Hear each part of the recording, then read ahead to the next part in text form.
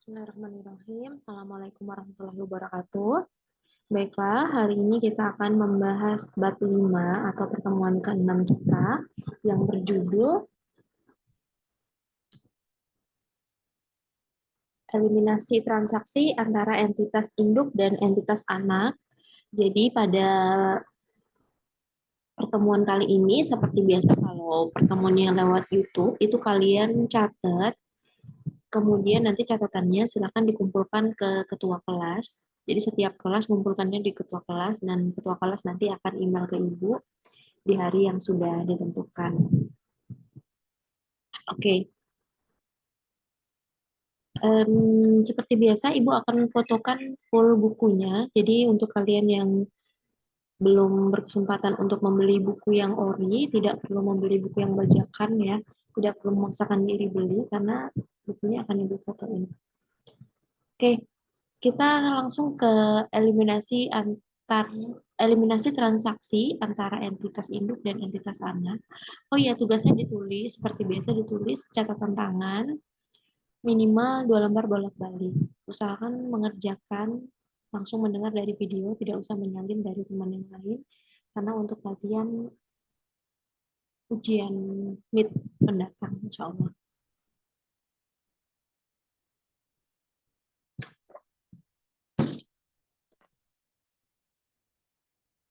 Jadi teman-teman di dalam konsolidasian itu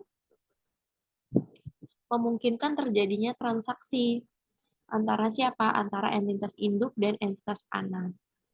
Nah, pada kesempatan ini kita akan membahas transaksi hulu, yaitu transaksi antara entitas induk ke entitas anak. Dan kalau transaksi hilir itu artinya entitas anak ke entitas induk. Contoh gampangnya misalnya pembelian spare part atau bahan baku. Entitas induk menjual bahan baku ke entitas anak, maka itu disebut transaksi hulu. Sedangkan kalau hilir, entitas anak menjual bahan baku juga misalnya ke entitas induk, itu disebut dengan hilir.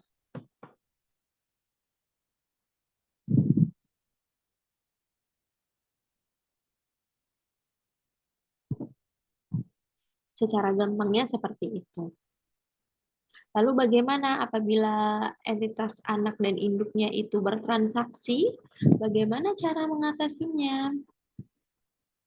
Bagaimana cara pencatatannya? Ini akan kita bahas. Ini silakan yang lain dicatat sendiri ya.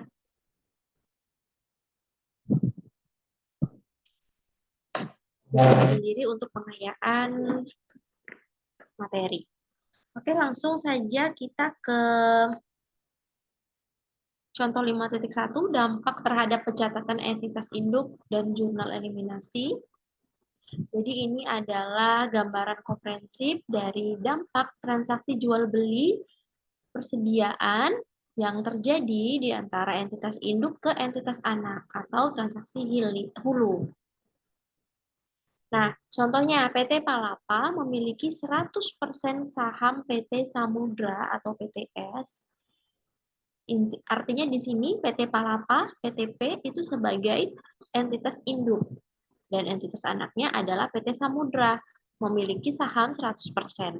Dan selama tahun 2020, terdapat transaksi penjualan persediaan oleh PTP ke PTS, dari entitas induk ke entitas anak, sebesar 10 juta. Beban pokok penjualannya yang dibukukan oleh entitas induk atau PTP terkait transaksi penjualan tadi adalah 6 juta. Nah, lalu kita diajak berpikir bagaimana sih pencatatan dan jurnal yang harus dibuat oleh PT Palapa selaku entitas induk saat penyusunan laporan keuangan konsolidasian 2020.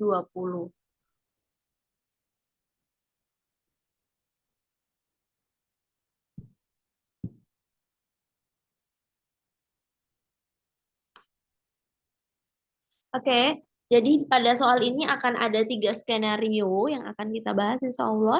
Skenario yang pertama adalah bagaimana jika seluruh persediaan yang diperoleh dari entitas induk itu sudah terjual seharga 16 juta. Kemudian skenario keduanya adalah Bagaimana jika seluruh persediaan yang diperoleh dari PT apa ya? PT entitas induk itu belum terjual. Dan skenario ketiga adalah bagaimana jika yang terjual itu hanya 75%. Jadi intinya tadi PT Palapa, PT Palapa itu menjual transaksi transaksi penjualan persediaan dari PTP ke PTS, dari entitas induk ke entitas anak. Seperti itu.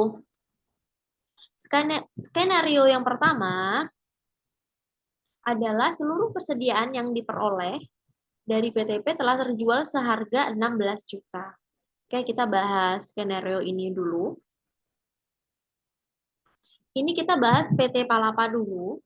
PT Palapa ini menjual persediaan kepada entitas anaknya sebesar 10 juta. Beban pokok penjualannya adalah 6 juta. Ya kan? Nah, PTS ini tadi apa? PT Samudra sebagai entitas anak, dia ingin menjual kembali keluar seperti itu. Dengan harga berapa? Dengan harga 16 juta. Beban pokok penjualannya berapa? 10 juta dong, karena dia membeli harga 10 juta ini, dia mendapatkan pokok penjualan, harga pokok penjualannya 10 juta. Dia beli seharga 10 juta, sehingga dia jual 16 juta. Maka beban pokok penjualannya adalah 10 juta. Gitu.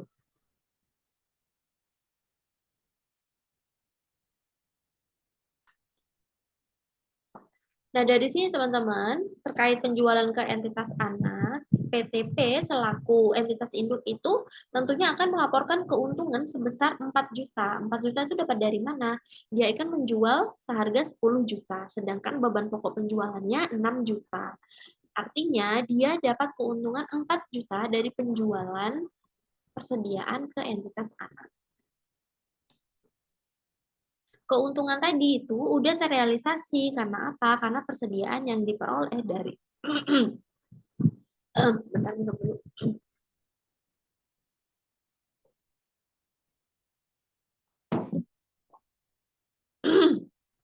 Nah, keuntungan 4 juta tadi itu sudah terrealisasi karena apa? Karena persediaan yang diperoleh dari PT Samudra, yang diperoleh PT Samudra dari PT Palapa itu sudah terjual ke perusahaan non afiliasi.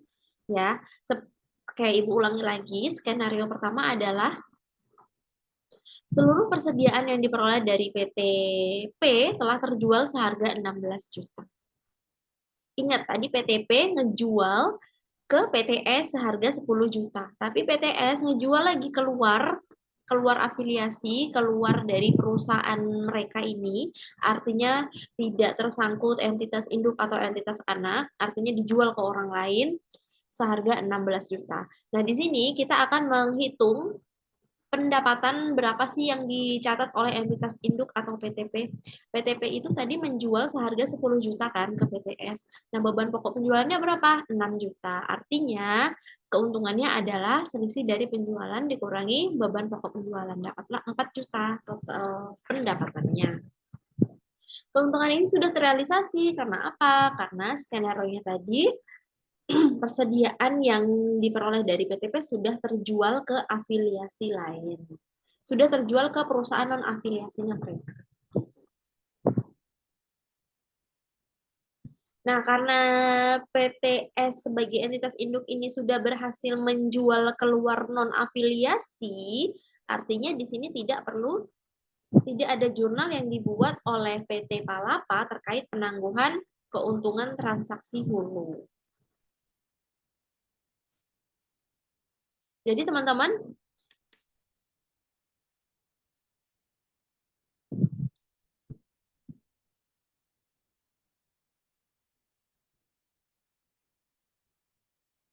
di sini kalian bisa lihat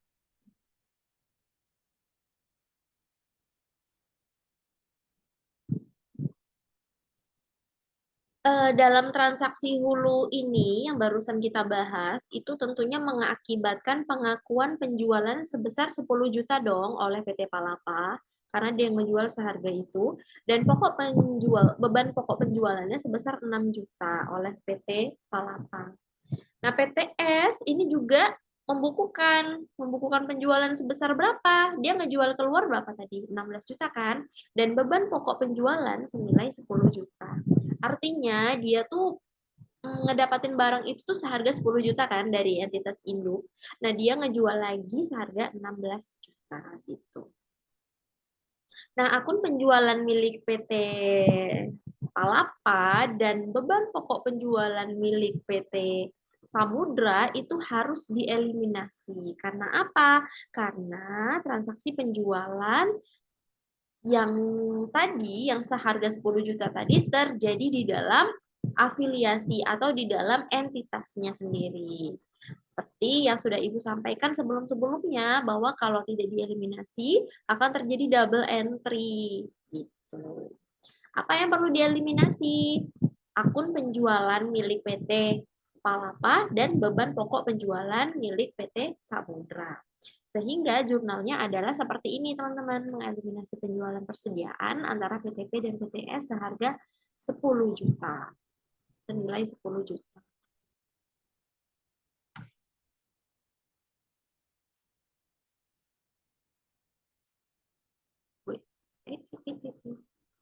Wah, ternyata fotonya melengkung.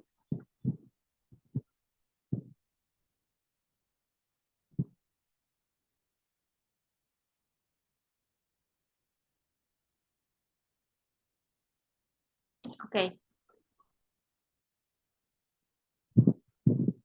Jadi ada dampaknya ketika kita mengeliminasi.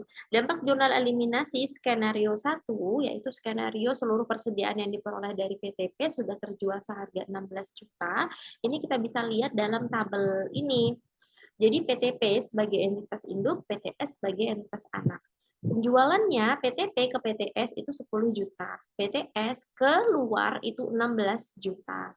Beban pokok penjualan 6 juta dan beban pokok penjualan pada PT Samudra itu 10 juta. Karena apa? Ini tuh ibaratnya harga modalnya. Dia dapat beli barang itu kan 10 juta. 10 juta dapat dari mana? Dapat dari dia membeli dari PT Palapa. Gitu. Oke, paham ya? Jadi sebelum konsolidasi tinggal ditambahkan saja 10 juta ditambah 16 juta menjadi 26 juta.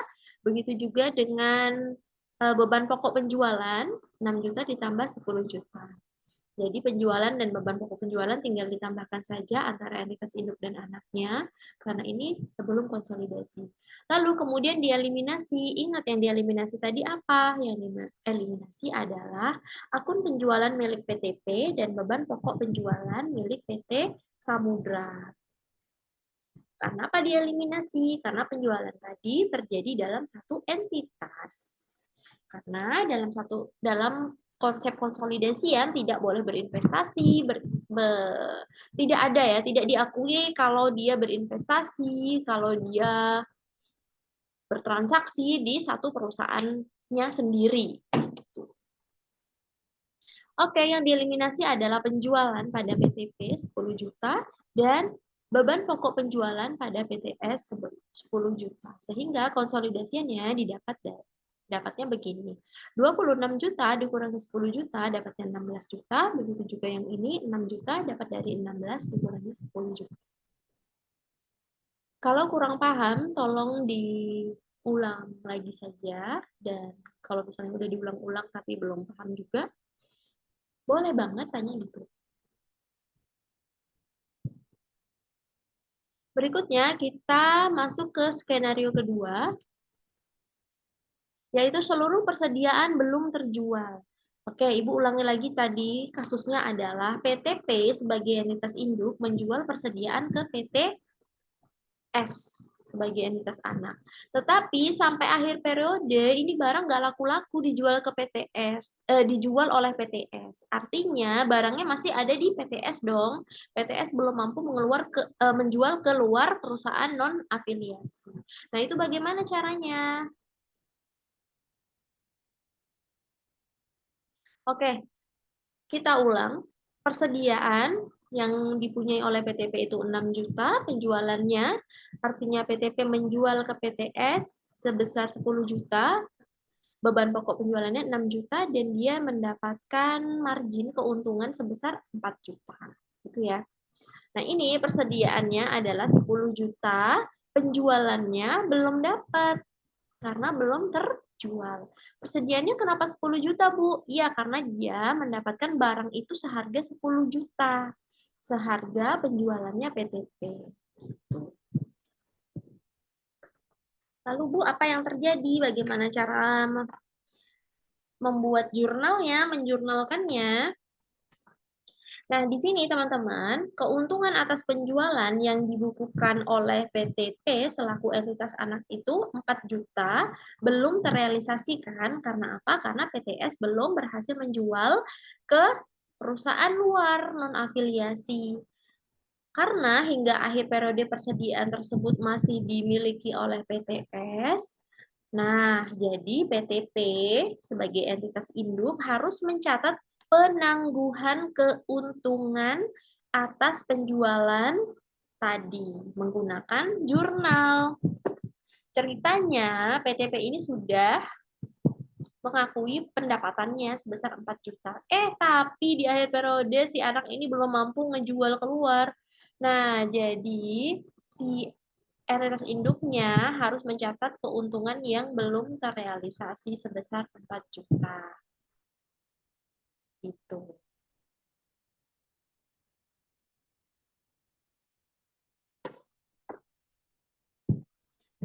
Akunnya adalah bagian laba atas entitas anak di sebelah debit dan investasi pada entitas anak sebelah kredit. Nah, ini adalah transaksi penjualan persediaan yang merupakan transaksi hulu dari induk ke anak. Maka PTP atau sebagai entitas induk mencatat keuntungan yang belum terrealisasi secara penuh. Nah, akibat transaksi hulu pada contoh ini kan mengakibatkan pengakuan penjualan ya di entitas induk kan dia sudah mengakui penjualan sebesar 10 juta dan beban pokok penjualan sebesar 6 juta oleh PTP kan, dan belum terdapat penjualan yang dibukukan oleh PTS gitu sebagai entitas anaknya. Nah, ingat di sudut pandang konsolidasi, persediaan tadi masih berada di dalam perusahaan. Gitu. Sehingga penjualan dan beban pokok penjualan yang diakui oleh entitas induk itu harus dieliminasi secara penuh. Karena apa? Karena barangnya belum laku. Nah, keuntungan atas penjualan yang belum terrealisasi sebesar 4 juta itu juga perlu dieliminasi dengan mengurangi persediaan. Nah, jurnalnya seperti apa? Jurnalnya seperti ini, yaitu penjualan di sebelah debit, beban pokok penjualan di sebelah kredit, dan persediaan di sebelah kredit. Ini dieliminasi agar akunnya berkurang seharga segitu. Nah, dampaknya apa sih dari kita membuat jurnal eliminasi yang ini terhadap penyajian akun penjualan, beban pokok penjualan, dan persediaan dalam laporan keuangan? Ini bisa dilihat di tabel 5.2 ini.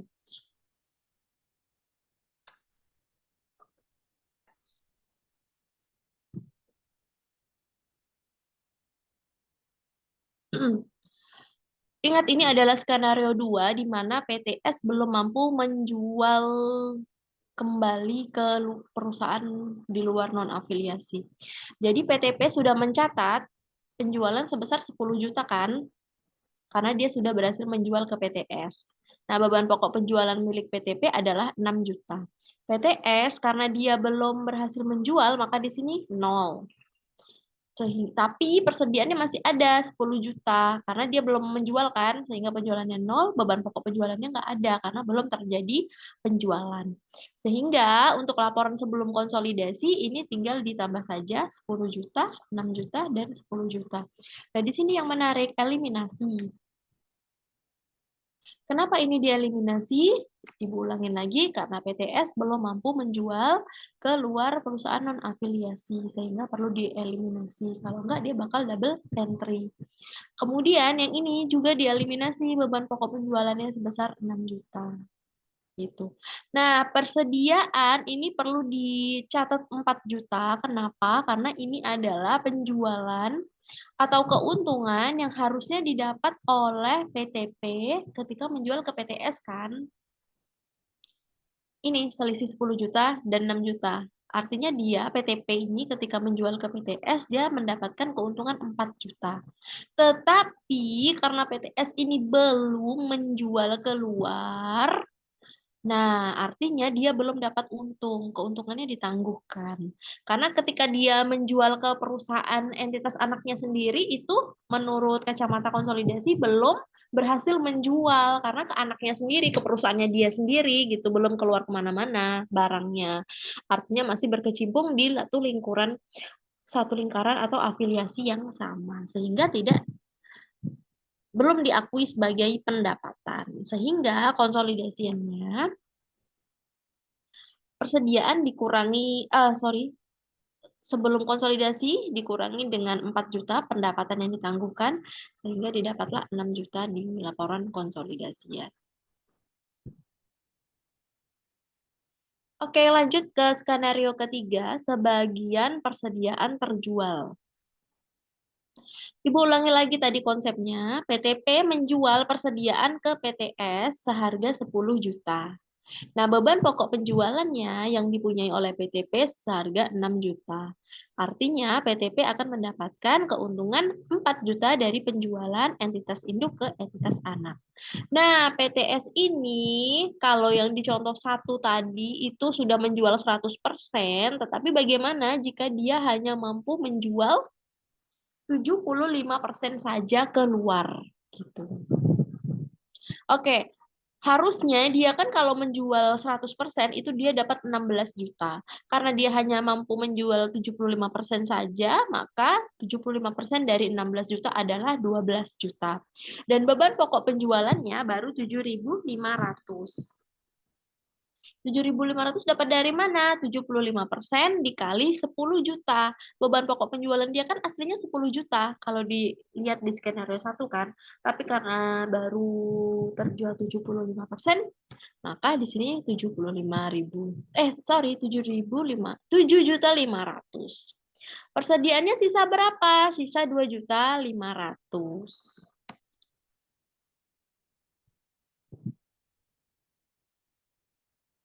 2.500.000 dapat dari mana? Dapat dari mana? Dapat dari mana? Sangat gampang sekali. Oke, kita lanjut. Nah, ini.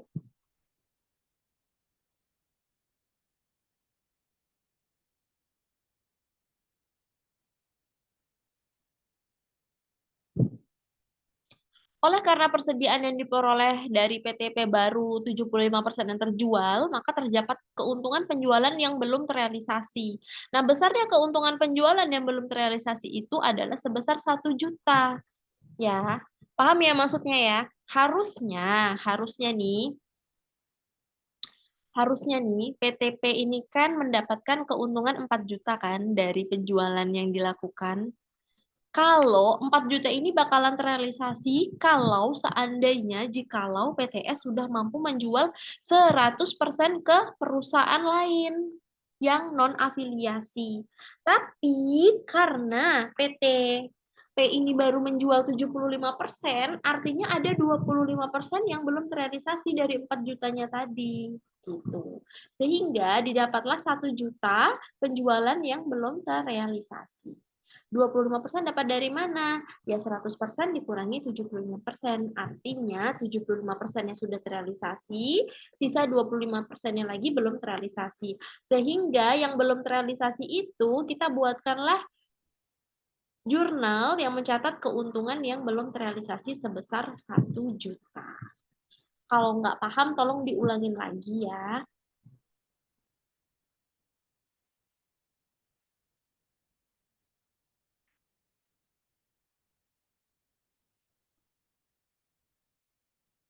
Persediaan ini, sebentar, sebentar.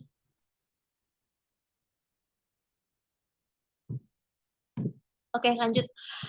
Jadi, persediaan ini artinya dapat dari mana? Dapat dari 7.500.000 ditambah 2.500.000 itu kan sama dengan 10 juta. Gitu kan? Ya kan? Artinya kalau ini semuanya udah terjual, nanti persediaannya akan menjadi 0. Oke, silahkan diingat-ingat lagi pelajaran mata kuliah pengantar akuntansinya.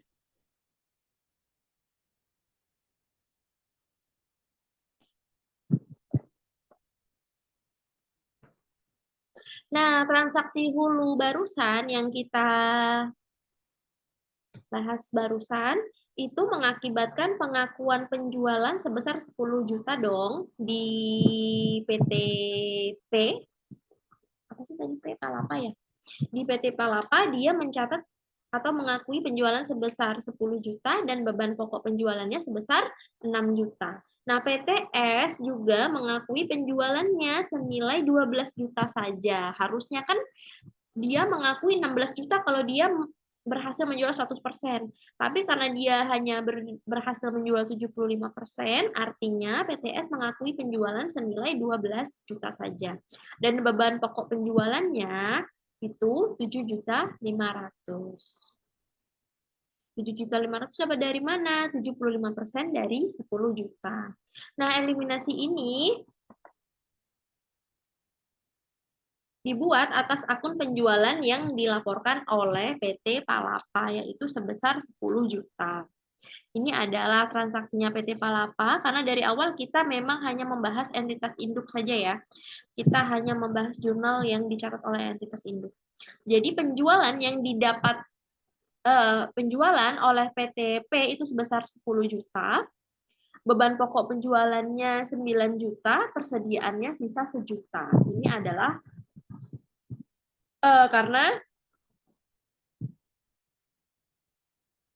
karena belum terrealisasi 100% sehingga beban pokok penjualannya sisa 9 juta dan persediaannya sisa 1 juta. Gitu.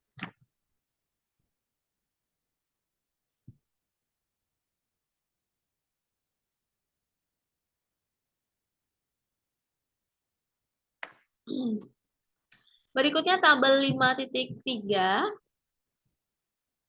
Dampak dari jurnal eliminasi yang barusan kita buat itu terhadap penyajian laporan keuangan untuk akun penjualan, beban pokok penjualan, dan persediaan dalam laporan keuangan konsolidasian bisa terlihat seperti ini.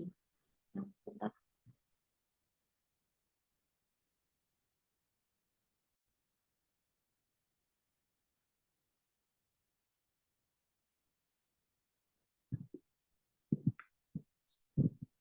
Ini tadi Ibu sudah jelaskan sejuta itu dapat dari mana, yaitu dapat dari keuntungan yang belum didapatkan, yang belum terrealisasi. Sehingga penjualannya 10 juta, keuntungan harusnya kan penjualannya juga 10 juta ya, tapi karena yang belum terrealisasi 1 juta, artinya persediaannya sisa 1 juta dan beban pokok penjualannya sisa 9 juta. 10 juta dikurang 1, sisa 9. Lalu tadi silakan tinggal dimasukkan saja ke jurnal eliminasi skenario 3 ini. Jadi penjualannya PTP tetap 10 juta, beban pokok penjualannya 6 juta. Nah, PTS di sini karena dia hanya mampu menjual 75% dari 16 juta, maka di sini 12 juta dan ini 75% dari 10 juta, 7.500.000. Sedangkan persediaannya sisa 2.500.000. Sehingga kalau ditambahkan beban pokok penjualan yang 7.500.000 ditambah 2.500.000 ini 10 juta. Artinya nanti kalau dia sudah menjual 10%, persediaannya akan 0, akan balik ke sini. Beban pokok penjualannya menjadi 10 juta. Tapi karena ini masih bersisa 25%, artinya persediaannya masih ada 25%, yaitu 2.500.000. Sehingga dapatlah sebelum konsolidasian, tinggal ditambah saja 10 juta tambah 12 juta, kemudian beban pokok penjualan 6 juta ditambah 7.500.000, dan persediaannya juga 2.500.000. Tetapi setelah itu kita lakukan eliminasi. Eliminasi sebesar apa? Sebesar penjualan yang dilakukan oleh entitas induk, yaitu sebesar 10 juta, dan sebesar beban pokok penjualan, yaitu sebesar 9 juta. Dapat dari mana? Dapat dari 10 juta dikurangi sejuta tadi. Ini loh, dapat dari... Ya, akun beban pokok penjualan itu dieliminasi sebesar 9 juta karena beban pokok penjualan yang akan disajikan dalam laporan konsolidasian itu hanya 4.500.000. Sehingga didapatlah 22 juta dikurangi 10 juta dapat 12 juta dan seterusnya. Oh, udah.